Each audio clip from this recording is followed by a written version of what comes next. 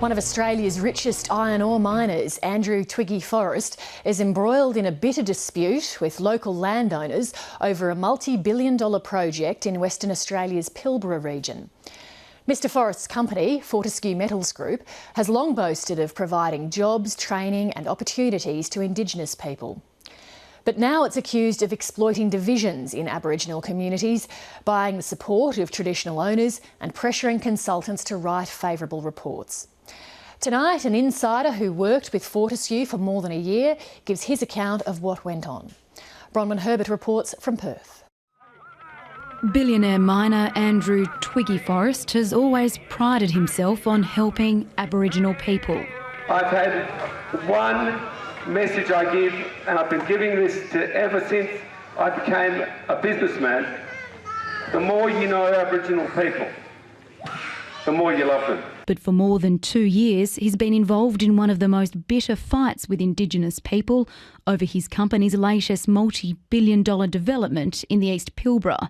It's a project to mine more than $100 billion worth of iron ore, which lies below the red dirt.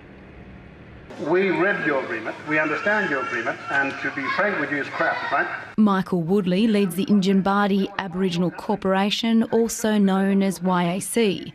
They're the local landowners who make up the group recognised under Commonwealth law as the native title holders of the land, and they're stridently against Andrew Forrest and his project. But there's a big issue here, Andrew, and the issue comes with, Yindjibarndi people looking after ourselves from the country that's making you rich, and your shareholders and your investors. This meeting held in March last year revealed the bitter divide between Michael Woodley's group, which opposes the project, and a breakaway group of landowners. The breakaway group wanted to accept Forrest's $4 million offer, plus jobs, housing and training. Okay, we're going to take a vote on this motion.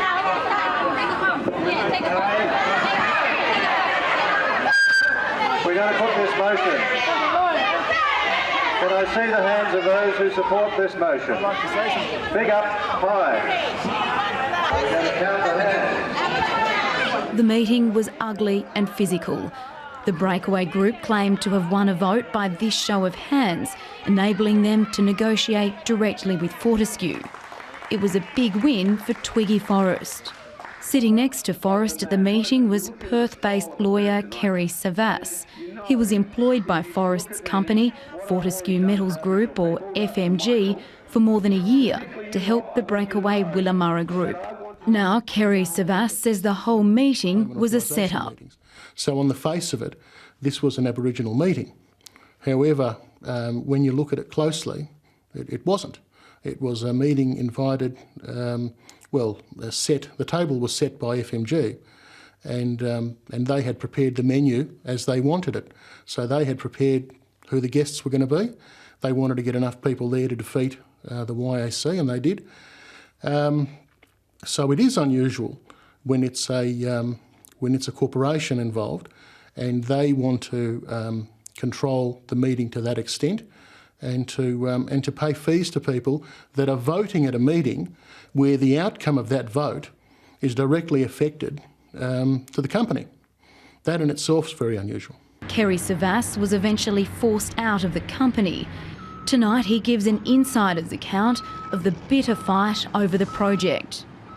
Willamurra was set up by FMG in order for FMG to have a party to deal with.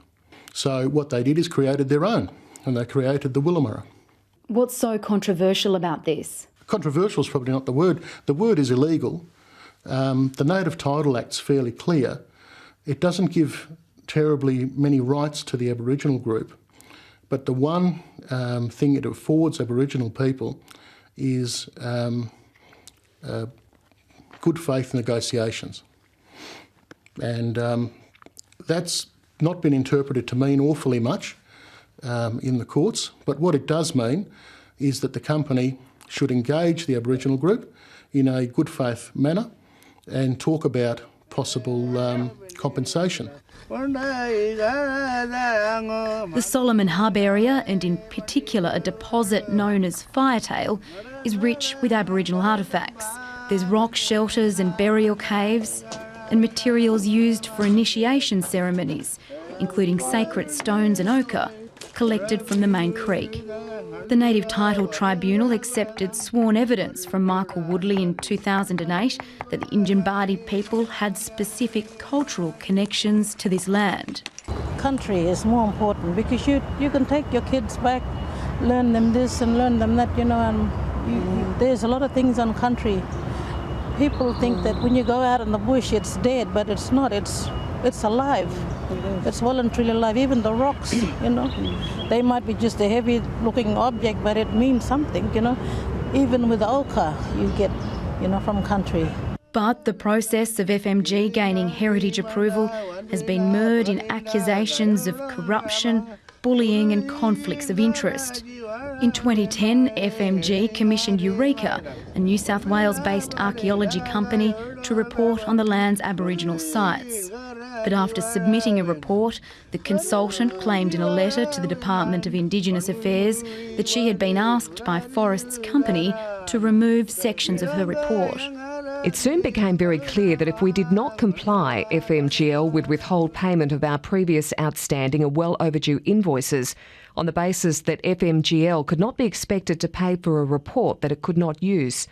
At the time, there were a number of invoices that were already overdue for payment, amounting in Eureka's case to $70,000. Last year, FMG commissioned another report on the heritage values of the Firetail site, which includes Kanginarina Creek. But the anthropologist who wrote it, Brad Goods, said later in a statement obtained by 7:30 that FMG didn't want the significance of the creek mentioned. They provided me with marked up suggested changes and sent it back to me for my acceptance, but I refused to accept their changes regarding the creek. They were unhappy about the reference to other Injinbadi people possibly having specific mythological knowledge about Kanginarina Creek and about the proposed 50-metre exclusion zone.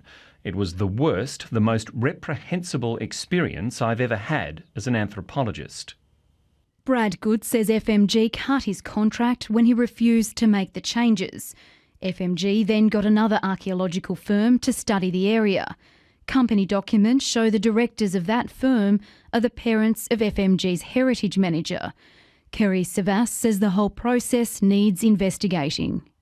I think the federal government that rightly oversees the native title legislation ought to put in place some sort of investigative committee that has the power to gather evidence and examine what's happened here so that future companies like FMG can't do this again. Because in 2012, it shouldn't be happening. This is stuff from a century ago. Many from the Injinbadi clan are now spending more time in courts in Perth than in the Pilbara. Come back into the courts. It's been a story of our life lately. It's sad, really, because it has split Injinbadi, and now there's two Injinbadi groups, and they are our families. Despite being mired in legal action, the first shipment of iron ore from the Solomon Hub is expected to be exported by March.